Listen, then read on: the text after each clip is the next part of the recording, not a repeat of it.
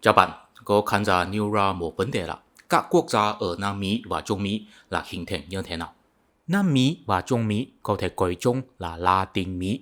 Mình tin rằng nhất định Latin Mỹ đối với đa số người trong tổ óc sẽ xuất hiện cảnh bờ lạc. Có nhiều người bán ma túy, có quân đội cách mạng du kích trong rừng và trên thành phố luôn luôn có băng phái xả súng nhau.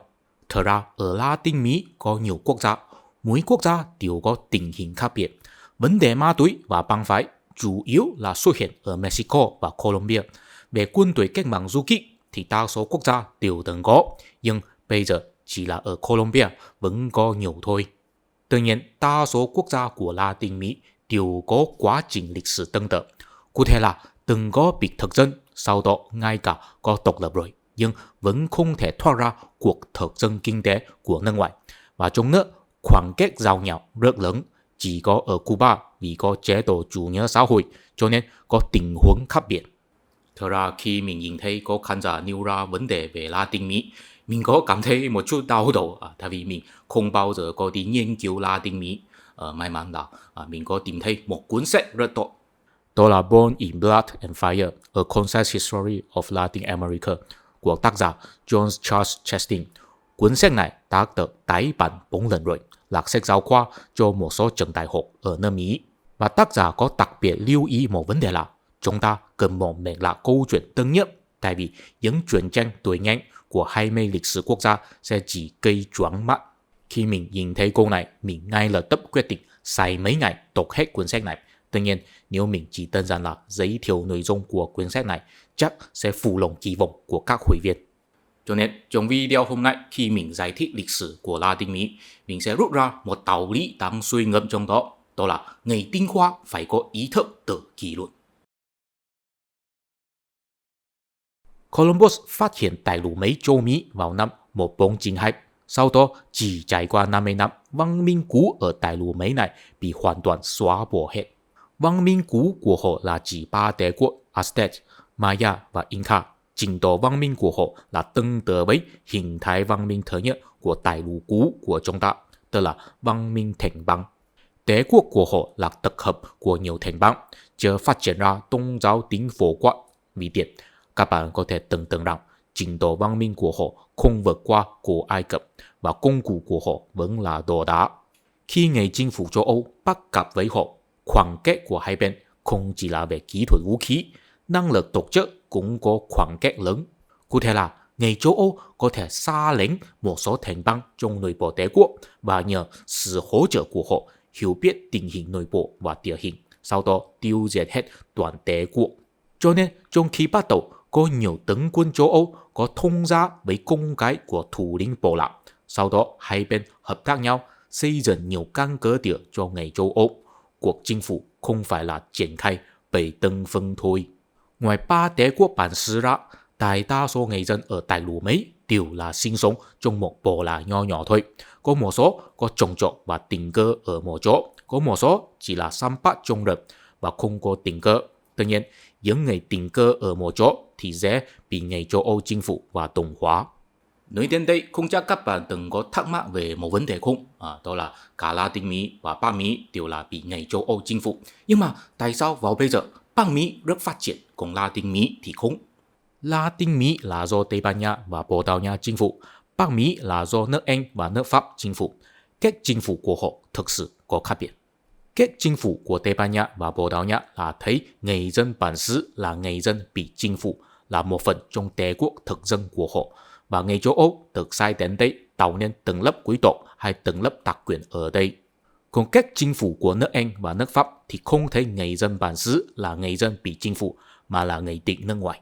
Họ có nhiều người dân từ châu Âu di cư sang Bắc Mỹ khai thác và xây dựng thuộc địa từ con số 0. Trong cộng đồng thuộc địa của họ không có người dân bản xứ, chỉ có di dân châu Âu hay là nô lệ châu Phi. Sự khác biệt này chủ yếu là vì cả Tây Ban Nha và Bồ Đào Nha có một tâm lý là muốn quảng bá công giáo, muốn đồng hóa người dân bản xứ vào công giáo.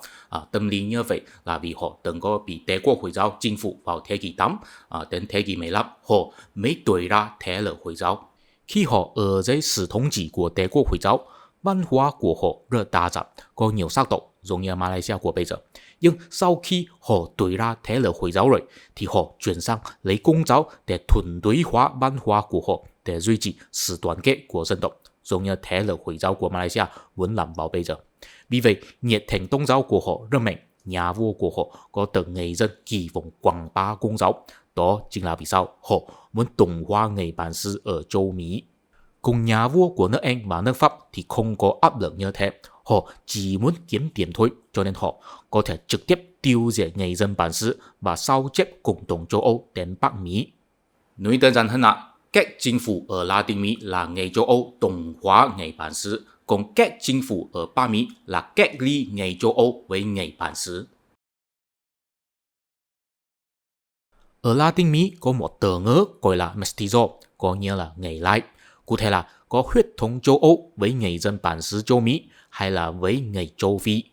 Trong khi châu Âu, chính phủ châu Mỹ họ có mang lại nhiều vi khuẩn, làm 95% dân số bản xứ bị chết, có khoảng 20 triệu người thiệt mạng.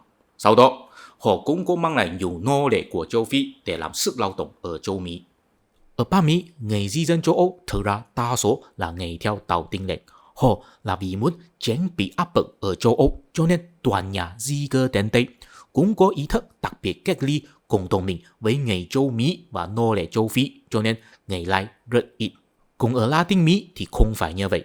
Rất ít phụ nữ châu Âu di cư đến đây, cho nên đàn ông châu Âu ở đây có nhiều người thông hôn với phụ nữ bản xứ, hay thậm chí bao gồm nô lệ châu Phi. Có một điều chớ trêu là tuy người châu Âu ở đây muốn quảng bá Công giáo ở đây, nhưng họ thì không có tuân thủ giáo lý Công giáo nhiều lắm ở đây. Tại vì đàn ông của họ có nhiều bờ bé ở đây, có sinh ra vô số công đệ hoang người lai. Trong khi bắt đầu, cuộc thực dân Latin Mỹ chủ yếu là có hai thứ. Một là Tây Ban Nha khai thác vàng và bạc ở Mexico và Peru, và Bồ Đào Nha xây dựng trang trại mía ở Brazil. Khi bắt đầu, những người làm quản lý tự nhiên là người châu Âu, những người lao động tự nhiên là người bản xứ và nô lệ châu Phi. Sau đó có xuất hiện nhiều người lai. Đối với những người hoàn toàn là huyết thống châu Âu, họ tự nhiên coi thường người lai. Nhưng so sánh với những người không có huyết thống châu Âu, họ tự nhiên sẽ tôn trọng người lai nhiều hơn.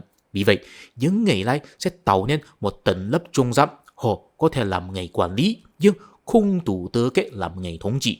Dù sao, họ có thể thông cảm nhiều hơn với người lao động, có sinh ra một ý thức là họ cũng là thuộc về những người bị bộc lộ bởi châu Âu ở bản xứ. Khi nhìn thấy càng ngày càng nhiều người lai xuất hiện, người thực dân châu Âu sợ hãi địa vị thượng đẳng của họ ở đây sẽ bị tổn thương, cho nên họ thiết kế ra một chế độ đẳng cấp chủng tộc. Ai nào có huyết thống châu Âu thuần túy bao nhiêu thì ai nấy có đẳng cấp cao quý bấy nhiêu. Dựa trên chế độ này, người thực dân có thể phán đoán ai có thể thăng chức nhiều hơn, ai có thể hợp tác nhiều hơn. Nói nôm na là da càng trắng thì địa vị càng cao. Nhưng mà trong nhóm người da trắng cũng không phải hoàn toàn bình đẳng với nhau. Tại vì có một số là xuất thân ở bản xứ, cũng có một số khác là sinh ra ở châu Âu và từ nhà vua sai đến đây làm người thống trị. Họ cũng coi thường người da trắng xuất thân ở đây. Vì vậy, những người da trắng bản xứ có một tâm lý là thù ghét người châu Âu. Đến năm 1100, người lai đã chiếm khoảng 25% dân số rồi. Người da trắng cũng chiếm khoảng 25% dân số. Đẳng cấp chủng tộc được phân chia thành 16 đẳng cấp. Sau đó, tại cách mạng Pháp kích thích vận động độc lập. Sau khi tại cách mạng Pháp bùng nổ, Napoleon lên ngôi làm hoàng đế. Ông ấy xâm lược Tây Ban Nha và Bồ Đào Nha. Nhà vua Tây Ban Nha bị bắt đi làm công tin ở nước Pháp. Nhà vua Bồ Đào Nha thì tháo chạy đến Brazil. Đó kích hoạt một tâm lý u uất rất lâu của những người da trắng bản xứ. Trước khi nhà vua của họ chưa bị Napoleon đánh bại, họ vẫn thấy người châu Âu là quý tộc, họ là bình dân. Bình dân không có khả năng đánh bại quý tộc. Nhưng sau khi nhà vua của họ bị Napoleon đánh bại, họ thì sinh ra một tâm lý là hồi trước những người châu Âu nói tôi là người châu Mỹ, coi thường tôi cũng là người da trắng, tôi là người bình dân da trắng. Nhưng mà bình dân cũng có thể đánh bại quý tộc, thế tại sao tôi không tự lập là người thống trị ở đây mà phải để những người châu Âu thống trị tôi ở đây? Vì vậy, họ khởi nghĩa, họ muốn học theo người Pháp lật đổ chế độ quý tộc, xây dựng quốc gia Cộng hòa. Nhưng mà có một điều chớ trêu là họ không được người dân bản xứ ủng hộ. Tại vì đối với người bản xứ, những người da trắng bản xứ mới là người thống trị mà luôn luôn bắt nạt họ. Trong đa số thời gian, họ sẽ không có cơ hội tiếp xúc được những người châu Âu. Kết quả là người châu Âu thuê người bản xứ làm binh lính và thành công đàn áp cuộc khởi nghĩa của người da trắng bản xứ. Khi những người da trắng bản xứ khởi nghĩa, họ là sử dụng khẩu hiệu của cách mạng Pháp, tức là bình đẳng. Nhưng mà không phải họ là bình đẳng với chủng tộc khác, mà là mỗi người da trắng đều là bình đẳng với nhau. Nhưng mà sau khi họ bị đánh bại rồi, họ thì thay đổi khẩu hiệu và sách lược.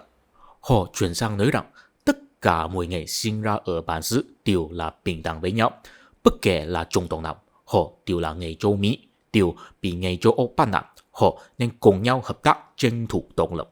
Sách lược này rất thành công, đặc biệt là những người Lai cũng được cổ vũ và cùng nhau khởi nghĩa. Chiến tranh độc lập của Latin Mỹ kết thúc vào năm 1833.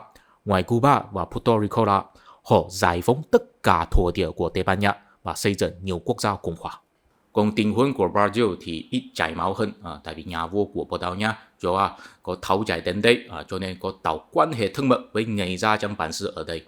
Sau khi Napoleon bị đánh bại, Joao quay trở về Bồ Đào Nha tiếp tục làm nhà vua và để lại con mình Pedro I làm nhà vua ở đây. Brazil trở thành một quốc gia độc lập, nhưng là một quốc gia quân chủ lập hiến. Đến năm 1889, Pedro II thoái vị, Brazil mới trở thành quốc gia cộng hòa. Nói nôm na hơn, những lực lượng khởi nghĩa của Latin Mỹ là quân Việt. Sau khi chiến tranh độc lập kết thúc, họ có xây dựng mấy quốc gia độc lập, nhưng trong tương lai họ sẽ lại phân liệt thành mấy quốc gia nhỏ hơn. Bây giờ Latin Mỹ đã có 33 quốc gia rồi. Nói chung, tình hình chính trị của Latin Mỹ rất hỗn loạn. Nếu chúng ta từng quốc gia xem xét, mặc dù để mình làm 33 cái video cũng không thể nói hết, cho nên chúng ta chỉ cần nhìn vào hiện tượng chung của họ thì được rồi. Ngoài Cuba ra, từ khi họ độc lập đến bây giờ, họ đều không thể thoát ra hai vấn đề. Một là bộ máy nhà nước của họ rất thiếu hiệu quả. Ở địa phương có tồn tại nhiều thế lực vũ trang tư nhân, có thể là ông chủ của trang trại lớn, xã hội đen hay là bộ đội du kích. Hai là kinh tế của họ rất phụ thuộc vào nước ngoài, bị người ta bảo là một hình thức khác của thực dân kinh tế. Và lý do ở đằng sau là bao gồm từ lề lối bị thực dân của họ trong ngày xưa. Cụ thể là các sắc tộc không có cách ly nhau mà là đồng hóa nhau. Thưa quý vị, ở đây mình phải đưa ra một đạo lý có lẽ sẽ nghe như không chính xác chính trị, nhưng theo lịch sử mà chúng ta quan sát được thì sự thật là vậy. Đó là khi hai văn hóa bắt gặp nhau, nếu trình độ văn minh cách xa rất lớn, nếu hai bên không cách ly nhau, hay là văn hóa phát triển cao hơn, không tiêu diệt hết văn hóa phát triển thấp hơn, mà là để hai bên hỗn hợp nhau, thì văn hóa phát triển cao hơn sẽ bị ảnh hưởng bởi văn hóa phát triển thấp hơn, cho nên đánh mất lợi thế vốn có. Có lẽ nghe đến đây sẽ có người nói rằng bạn lấy tiêu chuẩn nào để phán đoán ai là văn hóa phát triển cao, ai là văn hóa phát triển thấp,等分别chủng tộc. Thưa quý vị, Rousseau từng có nói rằng con người sinh ra tự do và ở bất cứ đâu anh ta cũng bị xiển xích. Câu này rất đúng. Đó có nghĩa là văn minh nhân loại càng phát triển thì nhân loại càng thấy không tự do, tại vì nhân loại sẽ thiết lập nhiều quy tắc và hạn chế cho chính mình tuân thủ để duy trì văn minh. Trong xã hội nguyên thủy, không có người thống trị, không có người bị thống trị, mỗi người đều là bình đẳng với nhau. Đó là trạng thái tự do nhất của nhân loại. Sau đó, nhân loại phát triển ra xã hội nông nghiệp, văn minh là phát triển hơn rồi, nhưng có phân hóa ra người thống trị và người bị thống trị. Người bị thống trị bị bắt buộc lao động để nuôi dưỡng người thống trị bị bắt buộc suy nghĩ rất nhiều vấn đề để duy trì trật tự xã hội. Sau đó, nhân loại phát triển ra xã hội công nghiệp, văn minh cũng là phát triển hơn rồi, nhưng trẻ con của mỗi người bị bắt buộc đi trường học và học tập nhiều kiến thức. Đa số người bị bắt buộc đi làm việc, nghỉ việc và đi ngủ trong thời gian giống nhau. Đó đều là vì có thể sáng tạo ra các loại sản phẩm công nghiệp và phát triển quốc gia. Tại sao phải khổ thế? Nếu văn minh không phát triển đến thế, thì mỗi người đều có thể thức dậy, đi làm, đi ăn và đi ngủ bất cứ khi nào họ muốn, giống như cuộc sống của người nguyên thủy. Chỉ là cuộc sống không tiện lợi lắm, phải chịu hạn chế về điều kiện thiên nhiên. Văn minh càng phát triển, nhân loại phát minh ra càng nhiều loại công cụ để giảm bớt hạn chế thiên nhiên, nhưng cũng là thiết lập càng nhiều quy tắc xã hội hạn chế cuộc sống của chính mình. Cho nên quay trở về vấn đề là bạn lấy tiêu chuẩn nào để phán đoán ai là văn hóa phát triển cao, ai là văn hóa phát triển thấp, ai có quy tắc xã hội nhiều hơn và có thể tự kỷ luật nhiều hơn thì là văn hóa phát triển cao hơn. Ai có quy tắc xã hội ít hơn và thiếu năng lực tự kỷ luật hơn thì là văn hóa phát triển thấp hơn. Sau khi những quốc gia Latin Mỹ độc lập rồi, họ thực sự tuân thủ lời hứa của họ. Mỗi người sinh ra ở châu Mỹ đều là bình đẳng với nhau, cho nên họ loại bỏ chế độ nô lệ. Chỉ là Brazil vẫn duy trì, phải đến năm 1888 mới loại bỏ. Tuy nhiên, những người da trắng bản xứ là những người có tài nguyên nhiều nhất, nhưng mà những người Lai và chủng tộc khác cũng có cơ hội trở thành người phía trên, và chính trị của họ có một đặc điểm. Đó là chính trị bảo trợ. Những người làm công chức hay là làm nhà chính trị đều sẽ lợi dụng tài nguyên chính trị để mưu lợi cho người ta, có thể là người thân và tài sản của họ, hoặc là những người giàu có bảo trợ họ tham gia chính trị. Dù sao, có hình thành nhiều quan hệ bảo trợ phức tạp trong chính trị. Và người đứng đầu trong quan hệ như vậy là người lãnh đạo của đảng, họ được gọi là caudillo. Caudillo thông thường là anh hùng chiến tranh, có biểu hiện khí thể đàn ông rất mạnh, ví dụ dũng cảm, trung thành, hào phóng và có nhiều vợ bé. Có nhiều vợ bé đó chính là điều khác biệt nhất của người tinh hoa Latin Mỹ với người tinh hoa châu Âu và Bắc Mỹ. Tuy văn hóa của họ đều là bắt nguồn từ châu Âu. Kitô giáo chỉ cho phép chế độ một vợ một chồng. Tuy trên thực tế, quý tộc có thể đi tỉnh ngoài tỉnh, nhưng họ phải lén làm, và những người có làm cũng sẽ bị người ta coi thường. Tại vì đó không chỉ không đạo đức mà cũng là một biểu hiện yếu đuối. Đó là vì chịu ảnh hưởng của văn hóa của Hy Lạp. Cụ thể là một người không thể kiểm soát được sự ham muốn cơ thể, cho nên vi phạm quy tắc lý tính. Đó là biểu hiện của người hạ đẳng. Cho nên trong văn học hiệp sĩ của châu Âu có một điều thú vị là có nhiều nội dung là có một hiệp sĩ rất yêu mến phu nhân lãnh chúa của chính mình, kêu gọi rằng mình có thể đi làm bất cứ cái gì vì phu nhân, nhưng tình yêu như vậy chắc là không có kết quả. Tại vì hiệp sĩ đó không thể có quan hệ tình dục với phu nhân của lãnh chúa. Nội dung như vậy vừa lãng mạn vừa kiên dục, đó mới là tinh thần hiệp sĩ. Và những người tinh hoa của Latin Mỹ thì không có kế thừa tinh thần hiệp sĩ như vậy, tại vì họ chỉ có tính dũng cảm của hiệp sĩ nhưng không có tính kiên dục của hiệp sĩ. Đối với họ, có nhiều vợ bé là một chuyện đáng ngưỡng mộ. Đó có thể chứng tỏ rằng văn hóa của Latin Mỹ là phiên bản văn hóa châu Âu bị hư hỏng. Tất nhiên có lẽ họ sẽ không chấp nhận. Nói chung, những hậu duệ châu Âu ở Latin Mỹ không thể duy trì tính kỷ luật của tổ tiên họ. Họ thỏa hiệp với văn hóa thiếu kỷ luật của bản xứ, cho nên họ là tùy tiện hơn. Tuy họ có thể lãnh đạo người bản xứ đuổi ra người châu Âu, nhưng họ không thể phát triển một bộ máy nhà nước có kỷ luật như người châu Âu và người Bắc Mỹ. Vấn đề tham nhũng luôn luôn rất nghiêm trọng. Đó là vì sao bộ máy nhà nước của họ rất thiếu hiệu quả, tại vì nhà chính trị và công chức của họ không thể kỷ luật mình, từng dùng quyền lực chính trị mưu lệ. Công chức của họ không thể chuyên nghiệp hóa, trung lập và tuân thủ pháp luật, luôn luôn bị thao túng bởi thế lực tư nhân. Vì người dân không có niềm tin vào chính phủ, cho nên họ chuyển sang dựa vào sự che chở của hào tộc ở địa phương. Nếu hào tộc của họ không thể giải quyết tranh cãi bằng cách bầu cử, thì sẽ chuyển sang trực tiếp sử dụng bạo lực. Kết quả là xuất hiện nhiều thế lực vũ trang tư nhân. Người tinh hoa của họ đã thiếu kỷ luật rồi, thì người dân bình thường càng thiếu kỷ luật hơn. Văn hóa bản xứ còn sâu lại, không thể học theo tính kỷ luật của người thực dân châu Âu, không có phát triển ra đạo đức nghề nghiệp của xã hội công nghiệp. Cụ thể là người dân không thấy lao động là tất hệ, không thấy công nghệ nên siêng năng học tập, lao động và tiết kiệm, nỗ lực nâng cao sức sản xuất và phát minh nhiều sản phẩm. Đối với họ, cuộc sống như vậy là cuộc sống của người bị điên. Tâm trạng của họ là như sau. Có đủ tiền sống sót thì đủ rồi, tại sao phải cứ lao động và tiết kiệm? Có nhiều tiền nhưng không có thời gian dành cho bản thân mình, không thể thưởng thức cuộc sống. Có ý nghĩa gì? Tôi sinh ra không phải là vì đi làm việc. Đó là vì sao kinh tế của họ phải luôn luôn phụ thuộc vào nước ngoài. Tại vì mặc dù họ có nhiều tài nguyên thiên nhiên, nhưng người dân của họ thiếu một tinh thần. Đó là thấy việc nâng cao sức sản xuất và hiệu quả công tác là tất hệ. Đối với họ, mục đích của lao động chỉ là vì muốn kiếm tiền, cho nên kiếm đủ tiền rồi thì không cần phát triển kỹ thuật hơn nữa. Nếu muốn sử dụng kỹ thuật cấp tiến hơn thì có thể trực tiếp đi mua từ bên ngoài. Vì vậy, nhà tư bản và người trung lưu của họ đã làm quên với một điều là hợp tác với nhà tư bản lớn của nước ngoài để khai thác tài nguyên thiên nhiên và nhân công giá rẻ ở bản xứ, không thể phát triển ra công nghiệp dân tộc mạnh mẽ. Thưa quý vị, tất nhiên mỗi văn hóa đều sẽ phát triển theo thời gian. So sánh với 200 năm trước, văn hóa của Latin Mỹ đã có kỷ luật rất nhiều rồi. Bộ máy nhà nước cũng là hiệu quả hơn nữa. cơ sở công nghiệp cũng là phát triển hơn nữa, và trình độ phát triển của mỗi quốc gia cũng không giống nhau lắm. Đầu tiên, chúng ta có thể so sánh họ dựa trên dân số. Có thể phát hiện chỉ có 12 quốc gia có dân số nhiều hơn mấy triệu. Trong đó, Brazil và Mexico có tư cách trở thành quốc gia mạnh mẽ trong tương lai, tại vì dân số có nhiều hơn 100 triệu. Sau đó, so sánh GDP bình quân đầu ngày, chỉ có Bahamas là quốc gia phát triển, bị nhiều hơn 20.000 đô. Sau đó, so sánh hệ số Gini, hệ số bất bình đẳng, đại đa số quốc gia đều nhiều hơn 40, không bình đẳng nhiều lắm.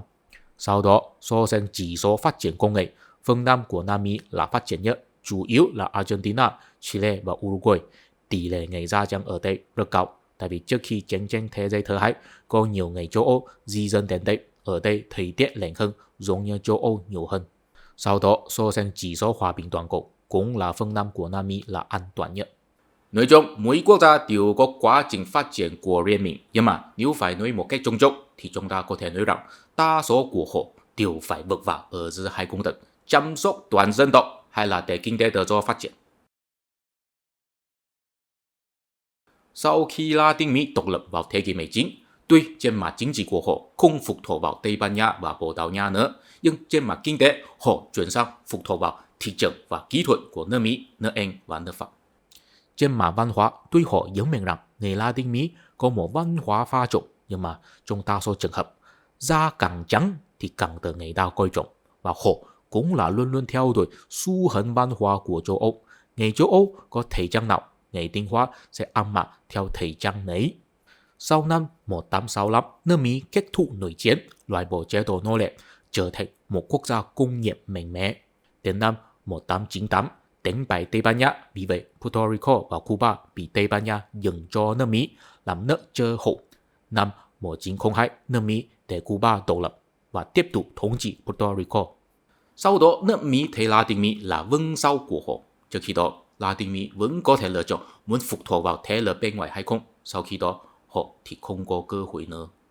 Nước Mỹ rất tích cực tạo quan hệ với nhiều thế lực tư nhân của Latin Mỹ, đầu tư họ khai thác tài nguyên và xây dựng nhiều trang trại của cây trồng thương mại. Lượng xuất khẩu của Latin Mỹ bùng nổ, xảy ra phép màu kinh tế như Trung Quốc trong 30 năm đã qua, có xuất hiện nhiều thành phố và nhiều nghề trồng lưu. Tuy nhiên, họ không có trải qua cách mạng thổ địa, cho nên nông thôn vẫn có nhiều địa chủ lớn và cộng đồng truyền thống. Trong tương lai, nông thôn của họ sẽ cử xin nhiều công và tư đi thành phố, đến bây giờ cũng vậy. Nhưng cũng là giống như Trung Quốc, khoảng cách giàu nghèo càng ngày càng lớn, vì vậy trước mắt của họ xuất hiện một ngã hai đường. Đi bên phải là tiếp tục để kinh tế tự do phát triển, chính phủ không can thiệp, kinh tế sẽ phát triển nhiều hơn, càng nhiều người giàu có và người trung lưu xuất hiện, nhưng người nghèo thì mãi mãi là người nghèo. Đi bên trái là chăm sóc toàn dân tộc, chính phủ can thiệp vào kinh tế, phân phối lại của cải, thì đó phải tịch thu công ty tư nhân, đó sẽ làm nhà tư bản nước ngoài sợ hãi. Mexico là quốc gia đầu tiên đi bên trái, bắt đầu từ năm 1910, có nhiều người Mexico kêu gọi cách mạng. Tuy nhiên, họ bị chính phủ sử dụng bạo lực đàn áp, nhưng mà đến năm 1920, người cách mạng thành công làm người dân thức dậy. Người trung lưu ở thành phố đoàn kết nhau xây dựng một đảng cách mạng và thành công kiểm soát bộ máy nhà nước. Họ quốc hữu hóa nhiều khoáng sản của quốc gia, có thể phân phối của cải cho người dân. Họ nói đó là thành công của người Lai. Sau đó, người trung lưu của Argentina, Uruguay và Brazil cũng có thành công làm theo, nhưng mà chỉ có Mexico có thể cứ duy trì một đảng thống trị. Sau đó, các quốc gia khác cũng có xảy ra vận động cách mạng, cũng là trải qua sự đàn áp chảy máu. Nhưng mà họ vẫn tiếp tục để nhà tư bản lớn kiểm soát chính phủ. Nhưng ít hay nhiều đều có thỏa hiệp với người nghèo, có chăm sóc dân tộc nhiều hơn. Đến năm 1930, phong trào cách mạng ở Latin Mỹ kết thúc, phải đến lệnh chiến lại có xuất hiện vận động chính trị. Thưa quý vị, tại vì Latin Mỹ thi hành chế độ dân chủ, ngay cả cuộc bầu cử của họ rất hư hậu. Nhưng dù sao, họ phải tôn trọng người bầu phiếu. Đó là vì sao? Sau chiến tranh thế giới thứ hai kết thúc, thế là ảnh hưởng chính trị lớn nhất là liên minh của người trung lưu và lao công nhà máy, tại vì họ là người đa số. Chúng ta có thể gọi liên minh này là cánh tả. Họ cũng là luôn luôn sử dụng lý thuyết của Marx để trình bày nguyên tắc chính trị của họ. Cụ thể là phải phân phối của cải cho người nghèo, nhưng họ không sử dụng lý thuyết của Lenin. Đó có nghĩa là họ không muốn triển khai cách mạng để tiêu diệt hết thế lực nhà tư bản. Những người muốn cách mạng là người trí thức có hoài bão và nông dân rất nhiều. Vì muốn đấu tranh với nhà tư bản, họ sẽ triển khai của du kích trung rừng hay là biểu tình trên đường phố. Tại vì nhà tư bản của Latin Mỹ đều là phục thuộc vào nhà tư bản của phương Tây, chủ yếu là nước Mỹ, cho nên họ sẽ tiếp nhận tài trợ của nước Mỹ để đàn áp thế lực cách mạng. Tình huống của mỗi quốc gia không hoàn toàn giống nhau. Khi bắt đầu, sự kêu gọi cách mạng là lớn tiếng nhất ở Cuba, tại vì nhà tư bản của Cuba là phục thuộc vào nước Mỹ nhiều nhất. Khi đó, Cuba tuy là quốc gia độc lập, nhưng trên thực tế là bằng với nước chơi hậu của nước Mỹ. Nhà tư bản của họ không có lòng dân, không thể đoàn kết người trung lưu và lau cung nhà máy. Kết quả là Cuba trở thành cách mạng trung tâm của Latin Mỹ, có nhiều người trí thức có hoài bão sang Cuba cách mạng. Ví dụ Che Guevara thực ra là người Argentina. Cuối cùng, Cuba thành công cách mạng đuổi ra nhà tư bản vào năm 1959. Sau đó, nước Mỹ muốn hỗ trợ nhà tư bản Cuba lấy lại Cuba vào năm 1961, nhưng thất bại trên bình công lực. Tuy nhiên, cũng có một số quốc gia nhà tư bản có thể đoàn kết lòng dân. Ví dụ nổi tiếng nhất là Argentina. Juan Perón là nhà tư bản lớn. Phu nhân của ông ấy, Eva Perón, là xuất thân từ gia đình người nghèo. Họ có lòng dân. Câu chuyện của họ được dựng thành phim. Đa số quốc gia thì là nhà tư bản không có lòng dân như Argentina, còn thế lực cách mạng không đủ mạnh để lật đổ chính quyền, cho nên xã hội cứ hỗn loạn. Nhưng mà sau khi Cuba thành công cách mạng thì tình huống có thay đổi. Đó là nước Mỹ tăng thêm sự can thiệp vào Latin Mỹ, còn người trung lưu chuyển sang sợ hãi cách mạng. Vì vậy, có nhiều quốc gia xuất hiện chính phủ quân sự độc tài. Nhờ nước Mỹ hỗ trợ, họ có bạo lực đầy đủ kết thúc sự hỗn loạn xã hội. Brazil là quốc gia đầu tiên phát động cuộc đảo chính vào năm 1964, sau đó có Chile vào năm 1973, sau đó có Argentina vào năm 1976. Mexico và Colombia thì không có, nhưng mà Mexico là vì thế lực người trung lưu của họ rất mạnh, cho nên có thể đoàn kết người dân. Còn Colombia là vì thế lực quân nhân của họ quá yếu, không đủ năng lực duy trì chính phủ quân sự độc tài, cho nên đến bây giờ họ vẫn có nhiều thế lực du kích trung rừng. Sau khi Liên Xô giải tán, lệnh chiến kết thúc, phong trào cách mạng ở Latin Mỹ suy thoái, chính phủ độc tài quân sự cũng không có lý do tồn tại, cho nên Latin Mỹ恢復lại chính trị bình thường của chế độ dân chủ. Tuy nhiên vẫn là hư hỏng, và họ chuyển sang bên phải, tức là làm kinh tế tự do hóa. Trong những năm 1990, người ta bảo là đó là thời đại tân chủ nghĩa tự do của Latin Mỹ. Cụ thể là hoan nghênh đầu tư nước ngoài, nhà tư bản bản xứ hợp tác với nhà tư bản lớn nước ngoài đi khai thác tài nguyên bản xứ, giống như 100 năm trước họ đã làm. Tuy nhiên, khoảng cách giàu nghèo không có thay đổi, nhưng có tạo nên nhiều người trung lưu xuất hiện hơn nữa. Trình độ đô thị hóa cũng tăng thêm. Tuy nhiên, cũng có vấn đề lớn, đó là nợ vay nước ngoài càng ngày càng lớn, cho nên đến những năm 2000 lại xuất hiện ngã hai tầng của 100 năm trước. Chăm sóc toàn dân tộc hay là để kinh tế tự do phát triển. Vì đã có bài học của hồi trước rồi, cho nên đa số quốc gia đều có hạn chế kinh tế tự do hóa, có phân phối lại của cải cho người dân. Tuy nhiên, trình độ của mỗi quốc gia không giống nhau lắm.